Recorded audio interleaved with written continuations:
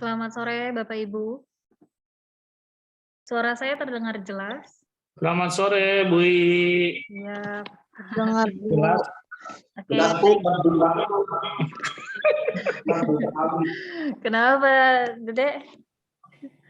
Merdu sekali katanya Bu, kata Pak Nuri. Alhamdulillah. Aduh, saya sampai tertidur nih Bu. Janganlah Pak, Itu kan kita mau jangan belajar. Baik, Pak Soni. Assalamualaikum warahmatullahi wabarakatuh. Selamat sore Bapak Ibu. Mungkin kita Waalaikumsalam warahmatullahi wabarakatuh. Selamat sore. ya, mungkin kita langsung mulai saja karena sudah lewat 7 menit ya. Baik,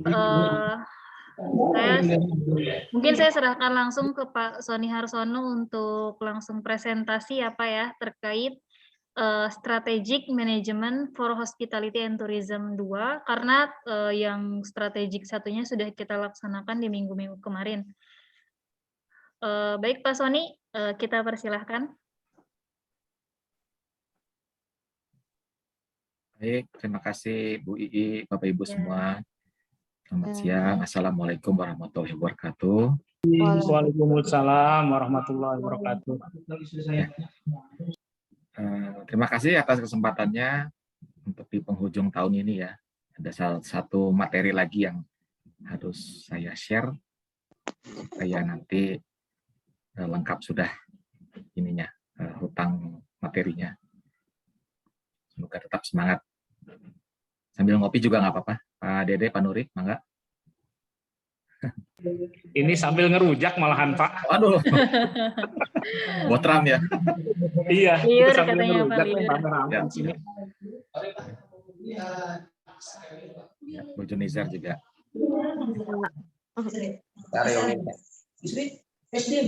Baik, kita mulai ya.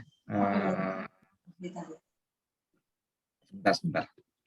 Kalau misalnya nanti slide-nya nggak kebuka atau ada yang error, monggo silakan, mangga diinfo langsung supaya saya bisa langsung perbaiki. Ya, baik Pak. Silakan Pak. Ini sebentar. Share screen. Saya belum di oper ya Bu, masih belum bisa ini screen sharing. Baik Jadi Pak, fokus. sebentar ya Pak. Iya. Di fokus. Sudah kita jadikan co-host ya Pak? Sudah bisa Pak? Ya, sip. Ya. Oke. Sudah terlihat ya? Sudah Pak. Baik. Kita mulai, bismillahirrahmanirrahim. Ya, untuk materi kedua, pembahasan mengenai manajemen strategik untuk hospitality dan tourism, ini akan coba kita bedah sedikit-sedikit. Karena di yang namanya perhotelan itu atau perusahaan manapun, pasti ada yang namanya strategi-strategi, bagaimana caranya supaya perusahaannya bisa meraih profit, bisa baik secara brand, dan juga bisa sustainable atau berkelanjutan secara bisnis.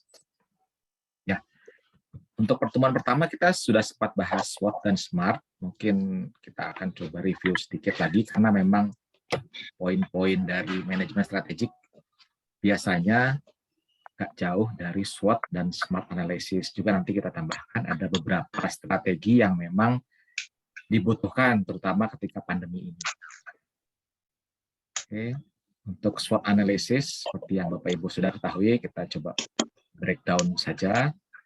Secara umum, pengertian SWOT, analisis SWOT, metode perencanaan dengan mengevaluasi 4 komponen. S-nya strength, yaitu kekuatan dalam bisnis, kekuatan apa saja yang bisa di-compile, yang bisa dikumpulkan, yang bisa direview dalam suatu bisnis maupun hotel. W-nya weakness, kelemahan perusahaan atau bisnis.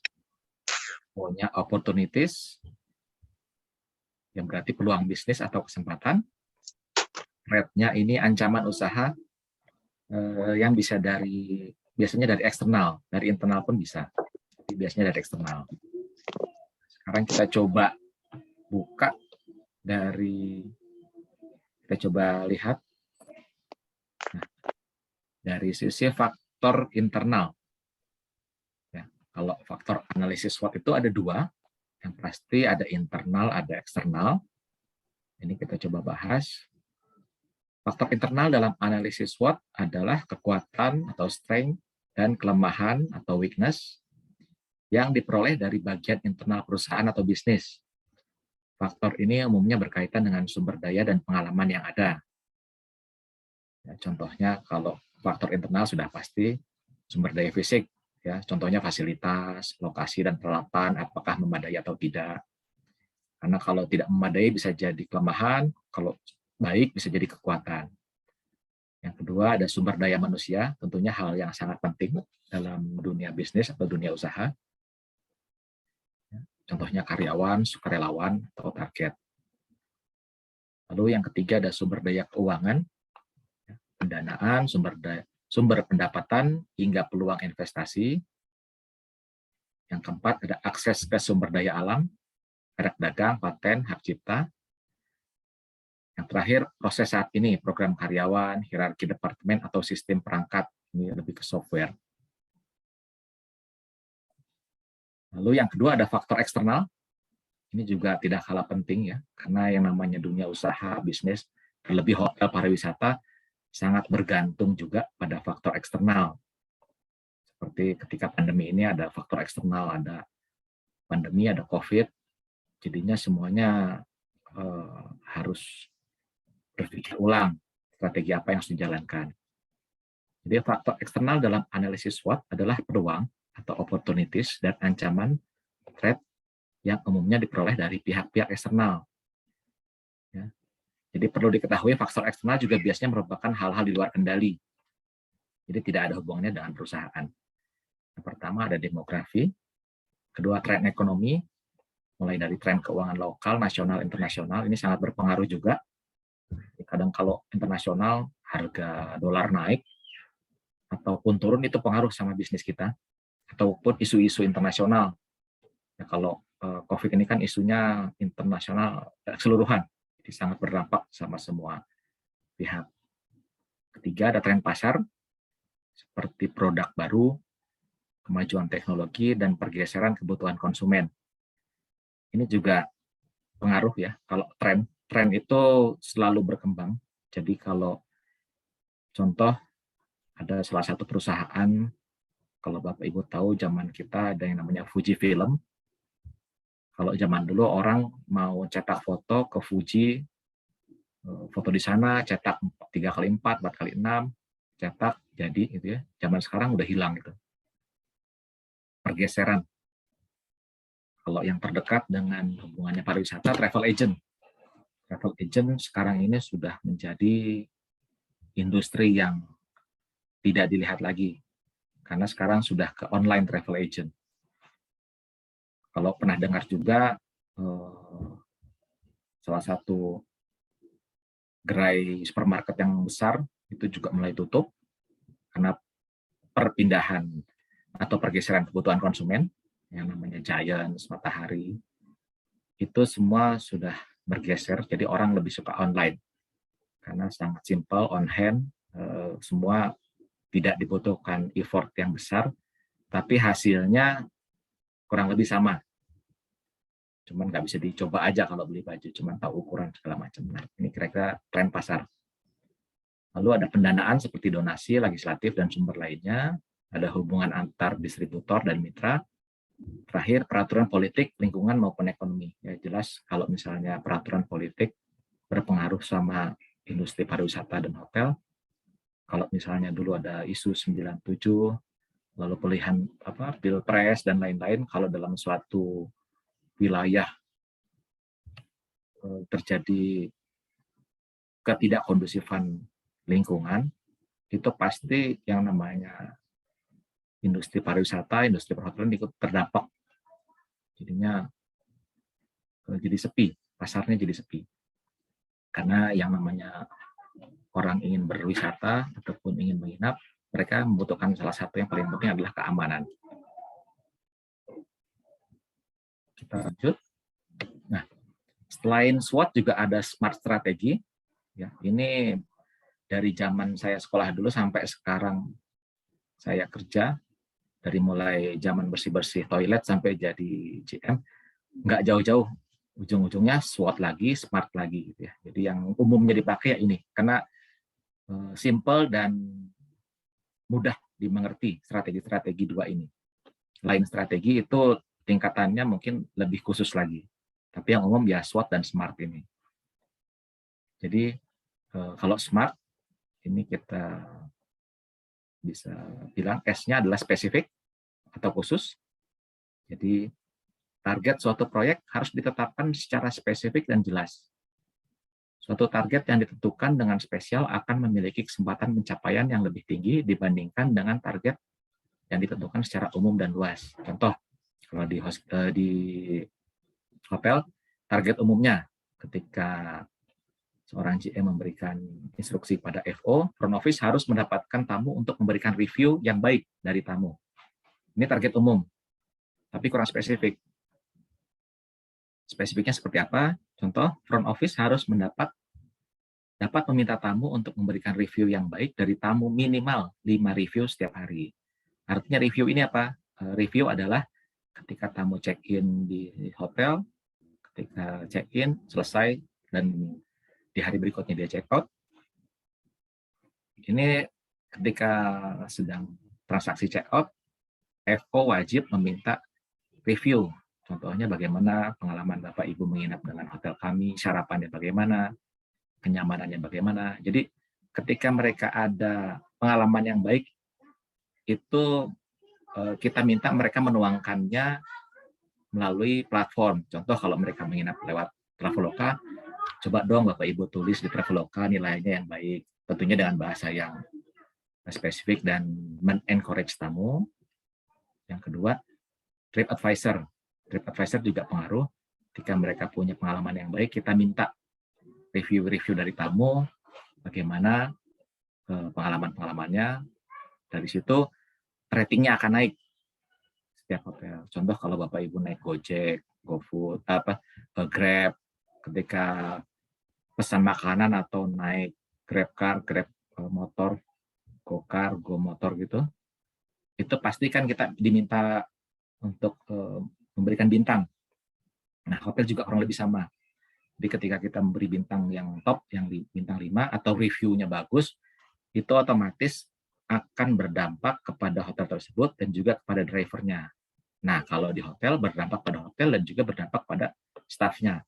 Jadi kalau staffnya ini targetnya tercapai 5 review setiap hari, otomatis namanya dia akan termention. Pengalaman menginap di hotel A sangat baik, pelayanan oleh petugas C sangatlah membantu, helpful, dan lain-lain. Namanya akan termention, nah itu akan jadi nilai plus untuk si staff tersendiri. Biasanya kalau sering dimention seperti itu, merupakan nilai khusus dari manajemen untuk meningkatkan ke level yang lebih baik lagi, lebih tinggi lagi. Minimal sih kalau jadi employee of the semester itu udah dapat lah, kurang lebih gitu. Yang kedua, measurable, dapat diukur. Target proyek yang ditentukan harus dapat diukur dengan menggunakan indikator yang tepat, sehingga dapat melakukan peninjauan ulang, mengevaluasi pencapaiannya, serta dapat melakukan tindakan-tindakan perbaikan yang seperlunya. Pengukuran harus berupa nilai-nilai kuantitatif yang berbentuk angka berdasarkan fakta. Contoh, target okupansi atau tingkat hunian kamar bulan Desember 2021 adalah 90%. Nah, ini yang memberikan target juga harus punya dasar kenapa 90%. Karena kalau di perhotelan bulan Desember itu adalah bulan yang hektik atau tinggi, seperti contohnya bulan ini. Ketika Januari, Februari umumnya low, Maret sudah mulai pick up, April, Mei sudah bagus, ketika bulan Ramadan turun lagi, dan begitu seterusnya. Jadi ada grafiknya umumnya ketika di hotel itu. Event-eventnya apa saja, atau bulan-bulan yang bagus itu apa saja, bulan apa saja itu ada. Nah, kalau Desember ini, kenapa 90%? Pasti ada sebabnya, karena ketika bulan Desember ini semua orang rata-rata ingin berwisata atau ingin melakukan aktivitas di luar kebiasaannya, di luar rutinitas, berlibur kah atau nginap di hotel kah dan lain-lain. Jadi harus terukur gitu untuk target atau measurable ini. Yang ketiga, attainable atau achievable. Target proyek yang ditentukan harus dapat dicapai melalui usaha-usaha yang menantang dan harus berdasarkan kemampuan yang dimiliki. Tim harus mengetahui di mana letak kemampuannya dan mempertimbangkan kinerja seseorang dengan kinerja yang sifatnya sempurna dari kinerja sekarang sampai ke kinerja sempurna harus dilakukan secara bertahap dan target yang ingin dicapainya juga harus dilakukan secara bertahap. Ya, pada versi Smart Line, attainable ini achievable. Jadi contoh, kalau di hotel, pencapaian revenue hotel pada bulan Desember 2020 atau tahun lalu 1,8 M, ini pencapaiannya ya. Jadi targetnya di tahun berikutnya harus naik. Ya. Jadi harus tercapai, achievable atau attainable. Target revenue hotel pada bulan Desember 2021 adalah 2 M. Jadi naiknya 1,2 M, biasanya kalau di bisnis itu hal yang umum ya. Ini sekitar 10% lebih, 11-12%. Itu hal yang lumrah. Jadi kita juga ketika memberikan target, selain harus terukur juga harus tercapai. Karena kalau kita ujuk-ujuk kasih targetnya 5M, itu nggak ada dasarnya, akhirnya cuma pepesan kosong yang ada di kertas. Nggak akan tercapai. Kecuali kalau ada keajaiban, dan itu biasanya jarang dalam bisnis. Jadi harus ada dasar-dasarnya. Lalu yang keempat, realistis. Target proyek yang ditentukan harus bersifat realistis, jangan menentukan target yang terlalu tinggi dalam waktu yang sangat singkat. Harus mengetahui batas kemampuan dari tim untuk mencapai target proyek yang ditentukan. Contoh, ini contoh target yang tidak realistis. Jadi ketika di hotel itu ada yang namanya tim engineering atau maintenance atau pemeliharaan. Jadi di sini contohnya adalah maintenance atau pemeliharaan rutin kamar hotel harus mencapai target 5 kamar dalam 1 hari. Padahal kemampuan engineering yang berjumlah 2 orang hanya bisa melakukan maksimal 2 kamar dalam 1 hari. Jadi hampir dipastikan target tersebut tidak akan tercapai karena tidak realistis. Ya, mungkin secara hitungan 5 kamar ini kecil atau sedikit, tetapi ketika di lapangan, ketika ukuran kamarnya minimum 20 meter square itu, yang namanya maintenance atau pemeliharaan kamar ini cukup menyita waktu. Karena ketika hotel yang sudah di atas 2 tahun katakanlah, itu dari mulai catnya, dindingnya harus dicek, ketika terkelupas harus dicat ulang, itu membutuhkan waktu. Lalu bagian kamar mandinya harus ada yang berkerak dan lain-lain. Jadi ini lebih dari sekedar pemeliharaan rutinitas. Jadi harus membuat kamar tersebut jadi refresh lagi, harus baru kembali. Dan biasanya engineering ini kalau 2 orang maksimum bisanya 2 kamar. Itu pun 2 shift sampai 3 shift. Dan tidak boleh diganggu-gugat. Jadi mereka adalah tim project. Jadi ini yang sempat yang terjadi di lapangan, maksudnya saya share aja. Jadi maksimal 1 sampai 2 kamar untuk refreshment kamar ini adalah hal yang maksimal.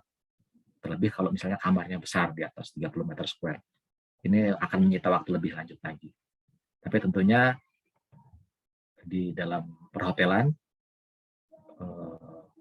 maintenance seperti ini sangat diperlukan. Karena yang namanya tamu itu ketika check-in, ketika bayar, mereka nggak mau tahu rusaknya karena apa, karena kebocoran kah, bocoran pipa kah, karena korsleting kah, karena karena ada kerusakan rayap dan lain-lain. Mereka mau semuanya serba top notch atau terbaik. Nah, tugas-tugas mereka ini dari bagian engineering yang harus merealisasikannya. Lalu time bound yang terakhir, ini time bound atau timely ya. Jadi kita biasa sebut harus menetapkan batas waktu dalam pencapaian target proyek. Tanpa adanya batas waktu, tim akan bekerja lambat dan tidak ada perasaan urgensi atau mendesak sehingga sangat sulit untuk mencapai target yang diinginkan. Contoh, batas waktu untuk menyelesaikan pembuatan budget tahun 2022 adalah tanggal 20 Oktober. Nah ini, ya. Jadi biasanya kalau pembuatan budget hotel itu bulan September sudah diworo-woro harus buat budget, bulan Oktober dikumpulkan sehingga ada waktu untuk preview. Oktober, November, Desember. Jadi ketok palunya itu biasanya sebelum tanggal 30 Desember. Jadi ketika sudah oke dari pihak direksi oke, owner oke, baru boleh disusun budgetnya di dalam sistem. Kalau ini secara draft. Biasanya nggak bisa sekali, minimal kalau berdasarkan pengalaman, minimal itu 2 kali untuk di-revise, direvisi. Karena biasanya dari pihak owner merasa harus ada kenaikan yang signifikan, biasanya gitu. Nggak mungkin mereka mau mintanya turun. Kalau dari sisi revenue pasti akan naik. Apalagi sudah 2 tahun COVID ini, tentunya mereka akan butuh hal yang spesifik dari sisi revenue.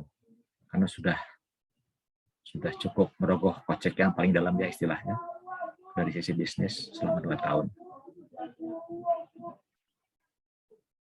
Nah, itu untuk smart system. Nah, pertanyaannya adalah, bagaimana Pak kalau misalnya SWOT dan smart system ini tidak berjalan dengan baik?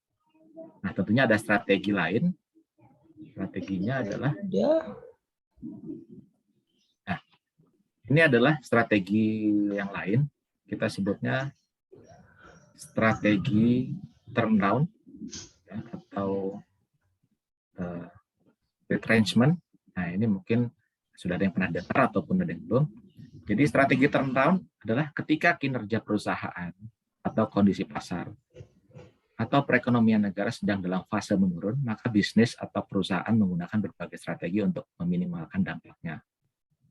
Strategi turnaround adalah salah satu strategi tersebut. Contoh kalau di kita ya, ketika orang-orang menyebutnya resesi, tapi Menteri Keuangan belum menyebut resesi, jadi semua harga naik, contoh pajak naik segala macam, ya, BPJS juga. Nah ini strategi mereka.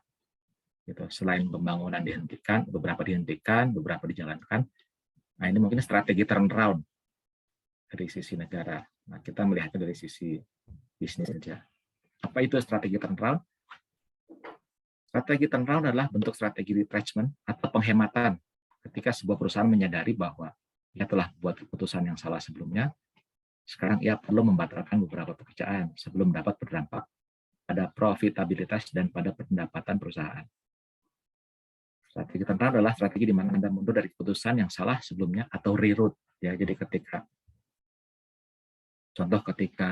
kita lagi mau dari Jakarta ke Bekasi pakai Google Map, tapi misalnya macet gitu, kita biasanya reroute. Jadi si Google Map ini otomatis akan mereroute jalannya lewat jalan lain. Nah, kurang lebih seperti itu. Mengubah perusahaan dari kerugian menjadi profitabilitas. Kalau di perusahaan ini, contoh yang paling nyatanya adalah yang pernah dialami oleh rekan-rekan kami perhotelan. Biasanya hotel bintang 5 berlian ketika pre-opening ini, contoh 170 kamar dengan berbagai outlet, ini rekrutmennya besar-besaran. Ini ketika di luar pandemi. Jadi rekrutmen mereka besar-besaran, hampir 200 lebih karyawan. Nah, jadi ketika hotel itu buka, 4-5 bulan sesudahnya, nah di situ ada pengurangan. Jadi kalau kita bilang hukum alam tuh, jadi sudah mulai ada pengurangan karyawan. Ya. Jadi turun sampai 100, 120. Nah, ini strategi dari manajemen yang paling gampang, ya paling gampang terlihat ada pengurangan karyawan contohnya. Nah, mengapa perusahaan menggunakan strategi turnaround? Ini ada alasannya tentu, ya mereka nggak ujuk-ujuk pakai strategi ini. Yang pertama adalah ROI atau ROCE mulai menurun. Jadi kalau pengen tahu bedanya apa ROI dan ROCE, Ini bisa dilihat, nanti kita bisa bahas di next meeting, next pertemuan. Ya, kurang lebih ini sama-sama adalah modal. Jadi, ya. Return on investment (ROI), return on capital employed (ROCE). Jadi modal awal atau modal dari perusahaan. Yang kedua, ada perubahan struktur persaingan dan industri. Yang ketiga, ukuran kinerja mulai menurun. Yang keempat, aliran laba dan pendapatan menurun. Yang kelima, kerugian dan biaya perusahaan tidak tertahankan. Ya, jadi kerugiannya sangat meningkat, biayanya sangat membengkak, sedangkan profitnya nggak sesuai. Nah ini biasanya poin nomor 5 ini yang bisa membuat strategi ini dijalankan. Yang pasti kalau sudah kerugian terjadi, margin bersih dan laba kotor pasti rendah. Yang ketujuh, akibatnya dari sisi marketing, dari sisi strategi, nggak bisa maksimal, ujung-ujungnya pangsa pasarnya rendah. Oke. Jenis strategi turnaround, ada satu strategi efisiensi biaya. Jadi perusahaan menerapkan strategi turnaround sebagai protokol pemulihan untuk mencapai efisiensi biaya. Efisiensi biaya memerlukan berbagai kegiatan yang harus dilakukan perusahaan untuk mendapatkan kemenangan cepat. Jadi intinya mereka melakukan strategi tersebut supaya secara revenue, secara pendapatan harus. Mohon maaf, Bu Zeni, boleh di-mute dulu. Ya. Maaf. Saya, Ya, silakan Pak Sony. ya, makasih. Ya, saya lanjut. Jadi sebelum mengembangkan strategi yang kompleks, langkah-langkah tersebut akan memperbaiki posisi keuangan perusahaan dan menstabilkan arus kasnya. Ya, ujung-ujungnya namanya bisnis ya pasti cuan lah ya, pasti revenue. Jangka pendeknya itu, jangka panjangnya adalah sustainability, keberlangsungan. Oke, jadi ini terdiri dari menurunkan biaya penelitian dan pengembangan dari kegiatan pemasaran, berinvestasi dalam diversifikasi, memotong persediaan, mengurangi piutang dan kenaikan pembayaran, dan meningkatkan hutang usaha. Jadi kalau bisnis itu biasanya pinjam ke bank. Beberapa hotel yang pernah saya pimpin itu pasti jarang sekali seorang owner berinvestasi membuat hotel dari uang dingin. Biasanya mereka meminjam ke bank. Kenapa? Kalau saya tanya, alasannya adalah supaya ada kewajiban, ada semacam beban lah, secara quote and quote. Ada beban yang harus dibayarkan ke bank, dan uangnya pun uang dari bank. Nah, trik lain lagi sebagai pebisnis, ketika ada hal-hal force major, itu sudah di-cover oleh asuransi. Jadi kurang lebih dia ngutang, kalau ada apa-apa, ada hal-hal yang force major, dia nggak perlu menyelesaikan hutangnya, cukup asuransi yang bayar. Ya, cukup tricky, tapi ya itu levelannya udah para owner sepertinya. Tapi nggak semudah itu, harus ada tingkatan-tingkatan kepercayaan bank dan lain-lain. Ketika Anda memotong berbagai biaya, maka perusahaan rentan terhadap banyak risiko. Ya, ini seperti yang saya bilang tadi, kalau sudah banyak pemotongan pendapatan, gaji, atau pengurangan tenaga kerja, yang pasti ujung-ujungnya semangat kerja turun. SDM-nya jadi apa ya? Jadi tidak termotivasi gitu. Tingkat turnover tinggi, jadi keluar masuk karyawan tinggi. Ya, tingkat kepuasan kerja rendah, ini juga berbahaya, apalagi di bisnis hotel dan pariwisata, karena yang namanya bisnis hotel dan pariwisata ini kita nggak boleh kelihatan susah gitu loh. Depan orang itu harus terlihat seperti aktor aktris ya. Jadi apapun masalahnya di rumah, tinggalkan di rumah atau bawa ke loker, simpan. Ketika bekerja udah harus jadi orang kayak lagi show. Di panggungnya itu adalah outlet mereka. Nah, biasanya berdampak pada pertumbuhan dan kesuksesan perusahaan tersebut. Ini kalau kita bahas jenis strategi efisiensi biaya. Oke, yang kedua ada strategi penghematan aset. Jika sebuah perusahaan menghadapi masalah kinerja yang rendah, maka harus mengikuti strategi penghematan aset setelah strategi efisiensi biaya ya. Jadi yang ditekan adalah penghematan ya, karena namanya retrenchment gitu. Jadi memang biaya yang lebih dilihat atau di otak-atik. Ini adalah strategi yang memungkinkan perusahaan untuk menganalisis area non-performing untuk menghapusnya agar menjadi efisien. Ya. Strategi penghematan aset. Jadi contoh, kalau misalnya salah satu owner punya 3 hotel, hotel A, B, C, ketika pandemi ini A masih menghasilkan, B masih menghasilkan, sedangkan C sama sekali di bawah 5% secara okupansi dan revenue-nya. Nah, ini mereka harus menghemat. Artinya karyawan dirumahkan, juga hotelnya mungkin ditutup, jadi mereka hanya bayar pajaknya juga rendah dan lain-lain. Nah, ini penghematan aset. Yang ketiga adalah fokus dengan aktivitas inti bisnis Anda dengan berkonsentrasi pada kegiatan utama, berarti mengadopsi langkah-langkah baru, mengenali produk yang berpotensi, meningkatkan arus kas, dan identifikasi pasar pelanggan.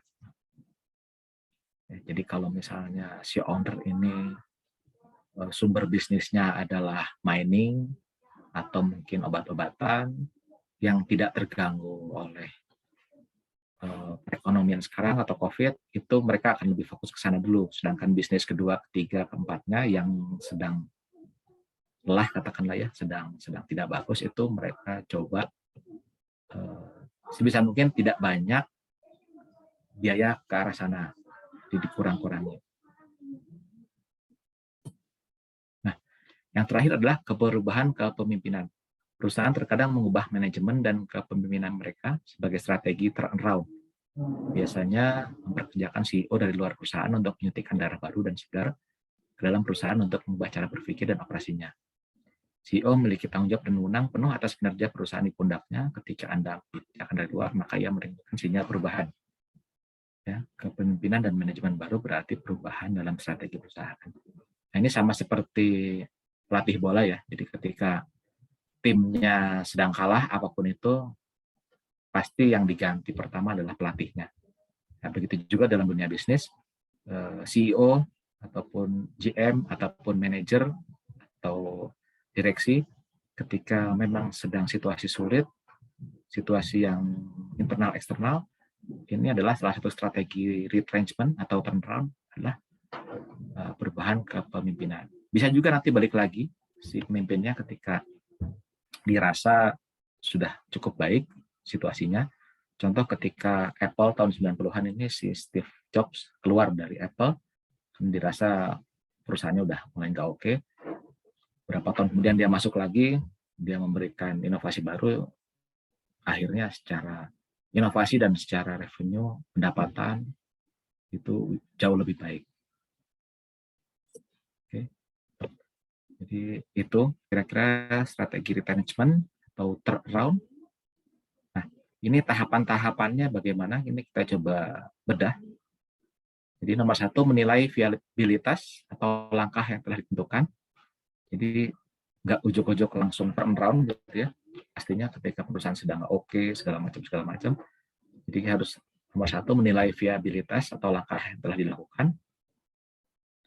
Jadi menilai kelayakan berarti melakukan penyelidikan mendetail tentang bisnis dan keadaannya selama 2 hingga 4 minggu. Jadi setelah melakukan turnaround tadi, langkah ini yang harus dilakukan untuk mereview. Jadi analisis yang dilakukan mengumpulkan data yang dibutuhkan, seperti tadi melakukan SWOT analysis, 2, menganalisa kelangsungan bisnis saat ini, 3, mempelajari apakah masalah bisnis dapat dikendalikan, lalu solusi potensial, penyebab utama, kemampuan manajemen, debitur atau pemangku kepentingan, business owner. Yang terakhir, catatan laporan keuangan. Nah, ini salah satu dasar juga, apakah strateginya dijalankan dengan baik, karena ujung-ujungnya adalah apakah ada perbaikan pendapatan, ataukah mungkin malah sebaliknya.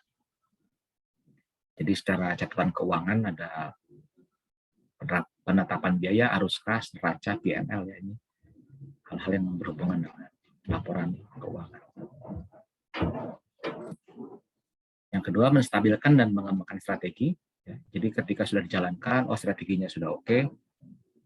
Ini kalau misalnya sudah dirasa berjalan dengan baik, ini kita lihat sih mulai dari beberapa minggu sehingga 3 bulan. Tujuannya apa? Supaya tidak terlalu cepat menilai sesuatunya. Oh, ternyata strateginya berhasil, tapi hanya untuk short term atau di bawah 1 bulan. Jadi kurang lebih 3-4 bulan atau sampai 1 semester. Ya. Nah, ini implementasi atau pemantauan pada tahap ini semua ini sudah mulai menjalankan strategi baru berdasarkan kepemimpinan baru dan lain-lain. Jadi resultnya dapat dilihat. Jadi kita bahas 1 semester sampai dengan 2 semester. Jadi kalau sudah 6 bulan berjalan dengan baik, 1 tahun berjalan dengan baik, biasanya next year itu sudah kuat. Artinya strategi ini sudah bisa ditetapkan sebagai strategi penyembuh atau obatnya. Sama seperti penyakit harus ada obatnya. Nah, ini mungkin kalau sudah misalnya dirasa baik, ini akan dijalankan terus. Tentunya setelah bisnis membaik, tidak mungkin kita retrenchment terus, tidak mungkin kita penghematan terus. Jadi harus ada inovasi baru lagi. Oke. Mungkin itu dulu slide dari saya. Barangkali ada yang mau ditanyakan atau didiskusikan, mangga. Silahkan. Atau pernah mengalami salah satu strategi tadi juga, kalau mau didiskusikan silahkan.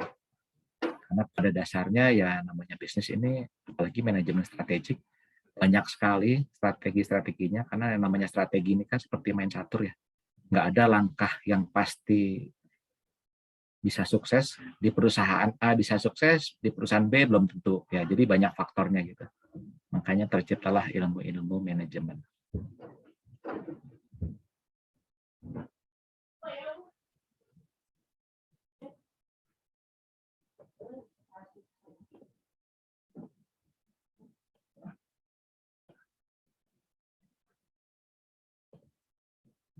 Mungkin itu aja Bu Ii. Ini Baik, Kak. nggak terlalu banyak karena memang materinya, karena di pertemuan pertama juga udah pernah kita bahas. Ya. Iya, bisa. Kalau mau diskusi, mangga silakan. Pak Nuri, Pak Dede. Baik, Bapak Ibu. Jika ada pertanyaan mungkin bisa langsung dipertanyakan saja. Bisa langsung open mic. Ibunya ya, Bu ya. Rehan itu putranya ibu ya.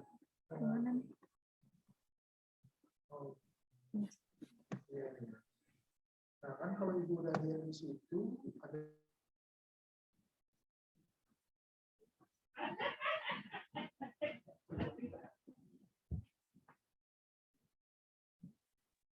Gimana Bapak Ibu, ada pertanyaan? Silahkan. Oh, Pak Nuri, silakan Pak Nuri.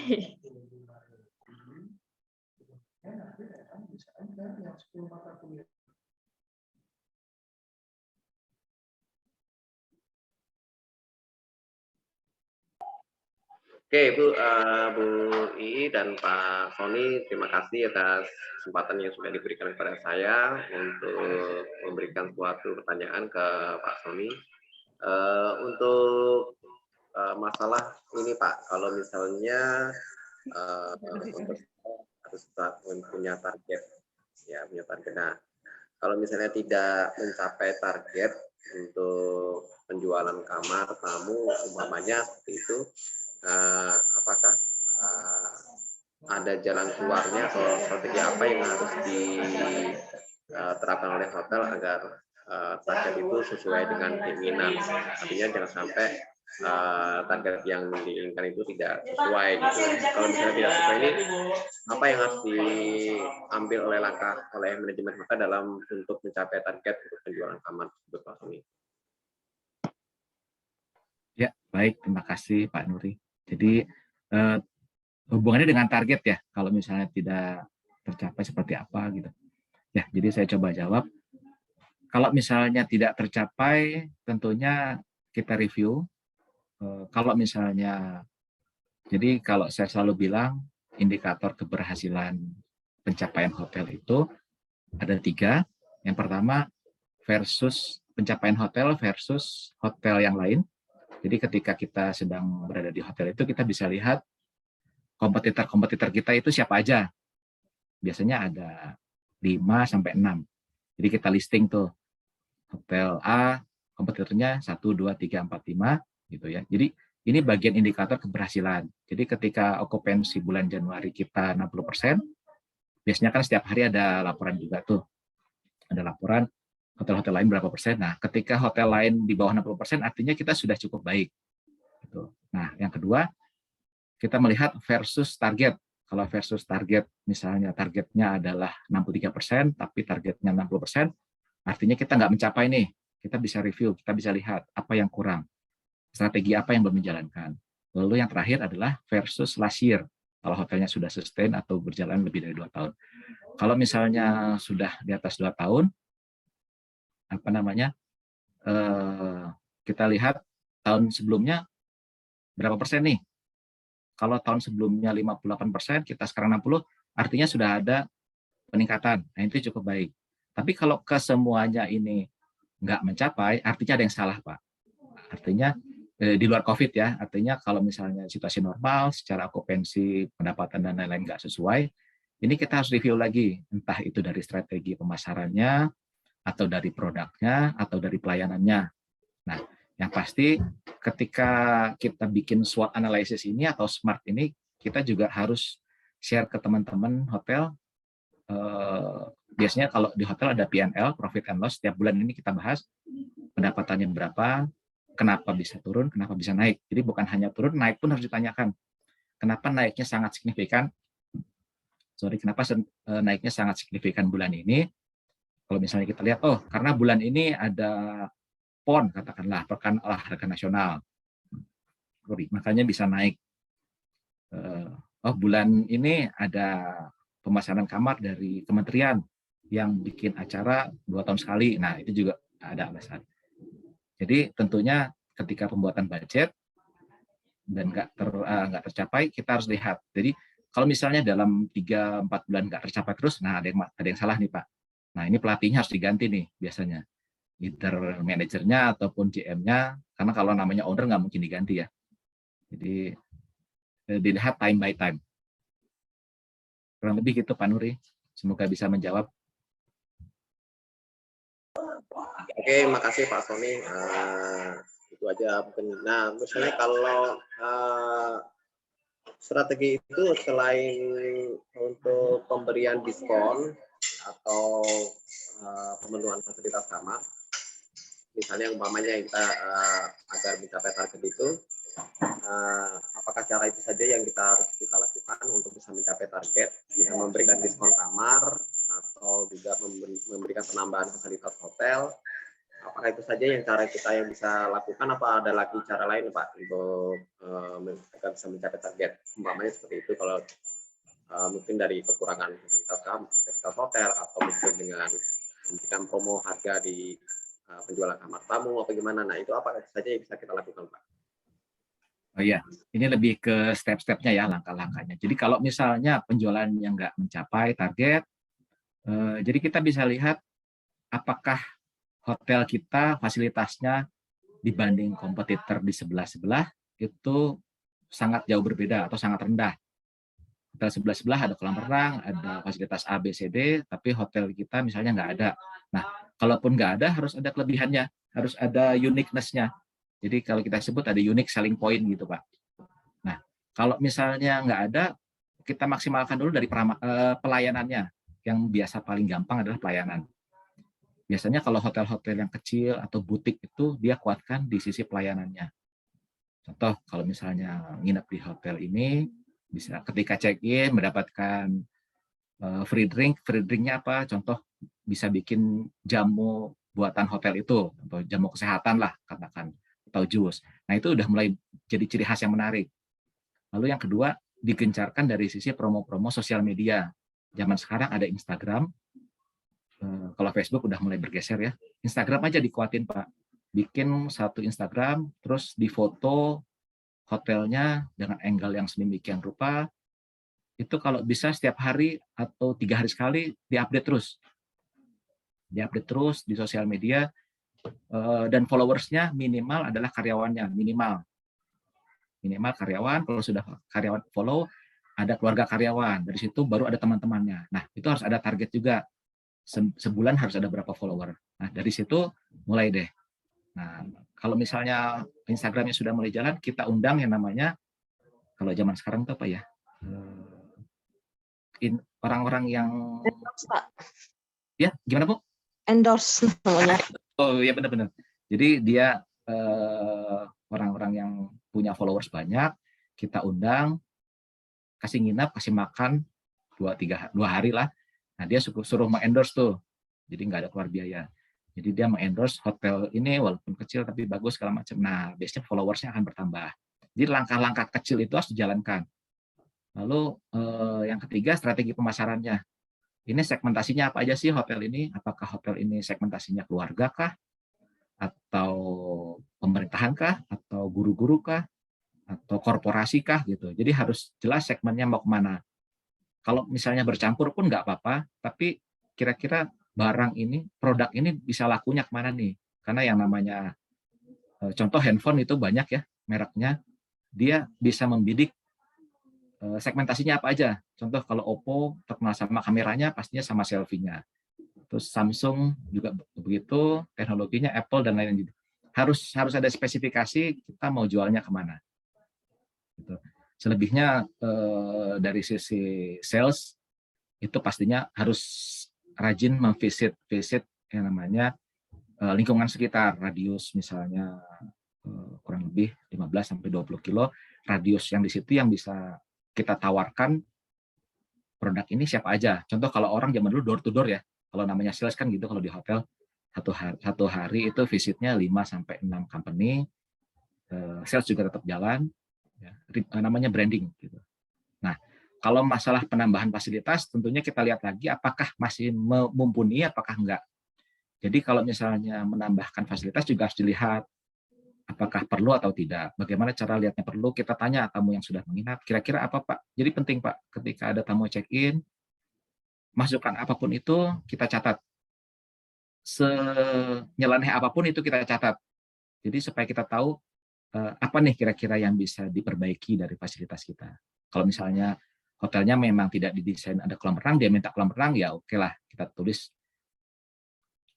untuk jadi kasarnya wishlist nomor sekian gitu. Tapi ketika dia bilang, kok sarapannya nasi goreng aja nih, nah ini bisa dilakukan. Jadi besoknya bisa nambahkan omelet dan lain-lain dan lain-lain. Kira-kira seperti itu Pak. Ya Pak Sony, terima kasih Mas Adi. Jadi bisa nggak kalau kita bikin per paket ya Pak? Jadi itu ya, misalnya kita bekerja sama dengan kantor-kantor pemerintahan atau stan atau apa namanya, mungkin dari sekolahan atau apa, mungkin paket misalnya mereka mengadakan meeting di suatu hotel, nah terus sudah paket dengan makan, dengan penginapan, nah seperti itu dengan satu harga, nah seperti itu apakah bisa membuat mereka tertarik atau bagaimana Pak untuk strategi pemasarannya Pak? Nah, ya, kalau strategi harga itu ada dalam namanya yielding management atau naik turunnya harga.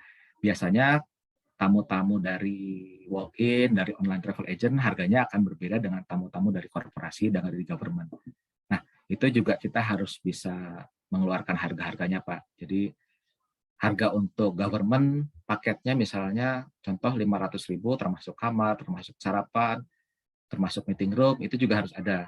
Nah, balik lagi ketika harganya dibuat, ini juga harus lihat kompetitor sekitar. Gitu ya. Kompetitor ini adalah yang apple to apple. Nggak bisa kita hotel bintang 2, kompetitornya hotel bintang 5 gitu. Jadi beda-beda segmen.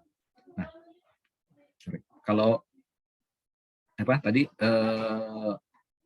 harga yang dijalankan sudah berjalan, dipromosikan gitu ke government, ke korporasi. Tapi saran saya jangan jauh lebih rendah dibandingkan harga-harga walk-in. Memang harus lebih rendah karena yang namanya orang paket ya, paket orang nginep, government kan pasti ada MICE-nya, ada nginepnya, ada coffee break-nya, ada ruang meeting-nya. Itu harga kamarnya nggak mungkin lebih tinggi daripada orang walk-in. Jadi karena mereka kan belinya paket dan biasanya itu yang bisa membuat kamarnya terisi, terus juga meeting room-nya terisi, terus makanan juga keluar. Dan biasanya tamu-tamu MICE, kita sebutnya MICE ya, Meeting, Incentive, Convention, Exhibition. Ini yang bisa nge-boost revenue. Kalau misalnya tamu-tamu individual, ada diskon harga segala macam, itu biasanya sudah dilakukan dari tahap awal kita menjual. Jadi tahun pertama penjualan itu biasanya banting harga. Contoh harga 500.000 jadi 250.000, setengah harga 50% diskon. Nah itu udah umum pastinya. Nah dari situ kita bisa lihat berdampak nggak nih diskonnya. Nah ketika sudah 2 bulan, 3 bulan berdampak, itu kita naikkan sedikit-sedikit. Biasanya orang bilang pre-opening rate, gitu Pak. Jadi tidak bisa terus-terusan mensunat kita punya harga. Karena apa? Karena ketika kita selalu memberikan harga yang rendah, pastinya ekspektasi orang selanjutnya juga harganya waktu itu rendah, nggak bisa naik tinggi-tinggi banget. Itu tergantung seasonal. Mungkin gitu Pak. Kira-kira gimana? Ada lagi? Terima kasih Pak Sony untuk jawabannya. Mungkin kalau teman-teman lain yang mungkin mau bertanya, saya berikan kesempatan sama teman-teman Pak. Silakan Pak. Siap.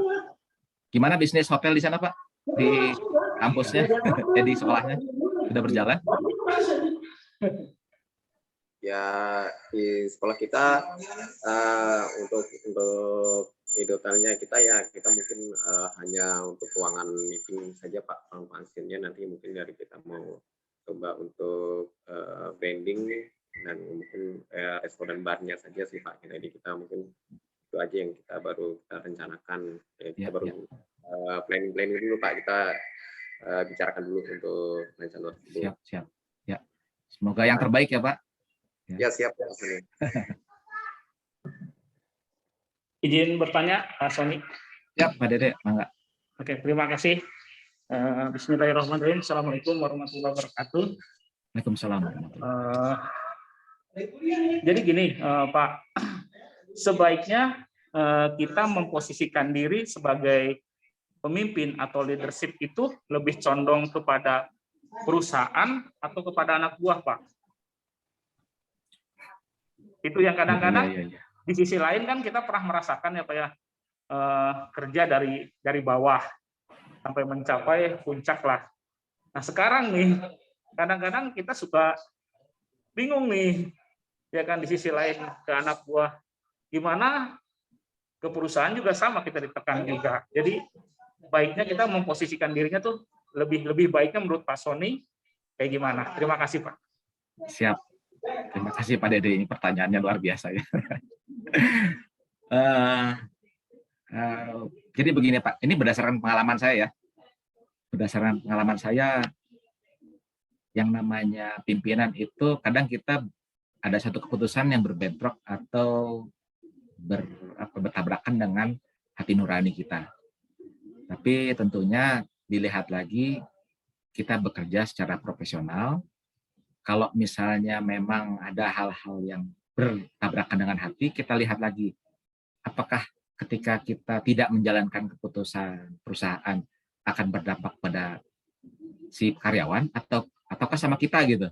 Nah harus dilihat juga Pak. Jadi bekerjalah dengan sepenuh hati, tapi jangan taruh hati Anda di perusahaan gitu. Kurang lebih gitu Pak. Jadi kalau perusahaan ya hebat-hebatnya, seberguna-bergunanya kita, contohnya dari cerita.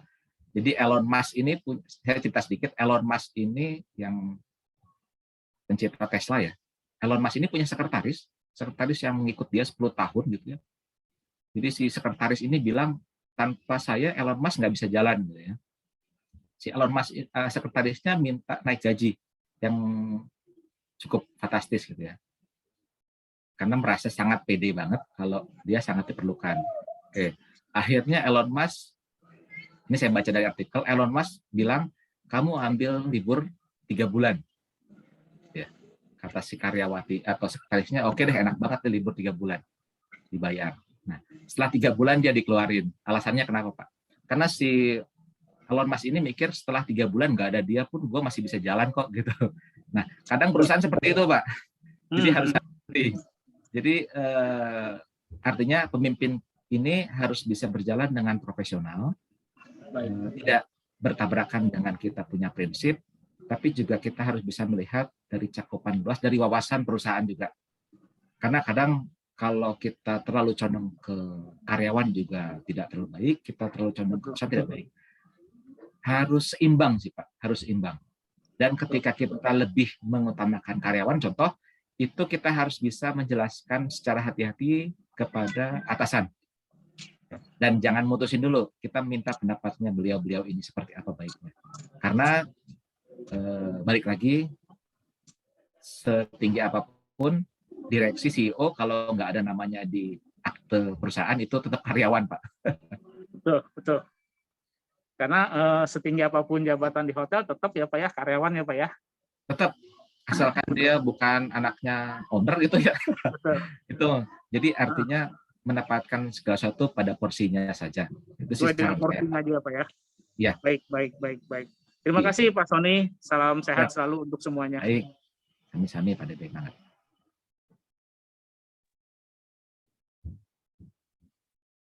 Mungkin ada lagi dari Bapak Ibu lain? Baik, terima kasih Pak Nuri dan Pak Dede atas pertanyaan-pertanyaannya.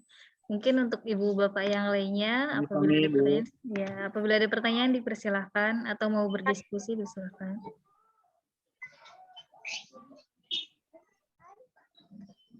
Dek. Siapa itu? Silakan Pak Zulian, Bu Iin, Bu Zunizar, silakan jika ada pertanyaan. Masih ada waktu.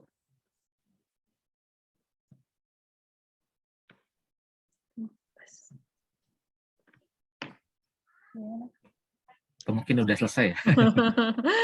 Iya.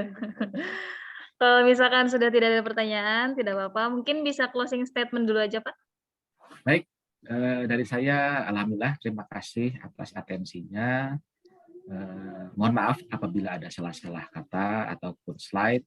Semoga bermanfaat dan sama-sama Pak Sony. Ya, semoga ya, doa saya semoga di tahun depan 2022 tahun baru Masehi kita semua mendapatkan hal yang lebih baik dan lebih berkah. Itu aja. Amin ya Allah. Amin. Amin. Dari saya wassalamualaikum warahmatullahi wabarakatuh. Ya, Waalaikumsalam warahmatullahi wabarakatuh. Terima kasih banyak Pak Sony atas presentasinya, atas jawaban-jawaban dari pertanyaan Pak Nuri dan Pak Dede tadi, dan terima kasih juga untuk closing statement-nya. Mudah-mudahan nanti tahun depan kita bisa ketemu lagi ya Pak ya, di Januari. Amin. Materinya. Ya, insya Allah. Lebih semangat. Insya Allah. Siap. Akhir tahun jangan liur aja Pak Nuri ya. Ya, banyakin ngopi ya, kurangi udut. Pak Nuri liur terus. Iya, baru mulai Zoom meeting udah bilang liur tadi Pak Nuri. Kita mau bakar ikan. Oh, mau bakar ikan ya Wah, Pak. siap. Ikan. Seru. Ya, kita kumpul-kumpul Pak. Ya. Iya Pak, siap. Siap. Baik Bapak Ibu semuanya, kita akhiri untuk mentoring kelas series 15 ini. Saya mohon maaf apabila banyak kekurangan. Wassalamualaikum. Ada link absennya, Bu? Sudah di room chat. Sudah ada di chat tuh. Dicek. Bu Iin ya? Iya. Sudah di room chat Bu Iin. Bu Iin tertinggal mungkin ya. Baik, terima kasih banyak. Wassalamualaikum warahmatullahi wabarakatuh. Waalaikumsalam warahmatullahi wabarakatuh. Terima kasih WI dan